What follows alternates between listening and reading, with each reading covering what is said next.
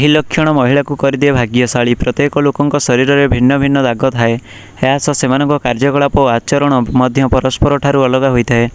ଅଧିକାଂଶ ପୁରୁଷ ଇଚ୍ଛା କରିଥାନ୍ତି ଯେ ତାଙ୍କ ଜୀବନସାଥୀ ଭାଗ୍ୟଶାଳୀ ହୋଇଥାନ୍ତୁ, ମାତ୍ର ଶରୀରରେ ଥିବା କେତେକ ସଂକେତ ଦେଖି ତାଙ୍କର ବ୍ୟବହାର ବିଷୟରେ ଜଣାଯାଇଥାଏ। ଜାଣନ୍ତୁ କେଉଁ ଶାରୀରିକ ଲକ୍ଷଣ ଦେଖି କନ୍ୟାମାନଙ୍କର ଆଚାର ବ୍ୟବହାର ଓ ଭାଗ୍ୟ ବିଷୟରେ ଜଣାପଡ଼ିଥାଏ।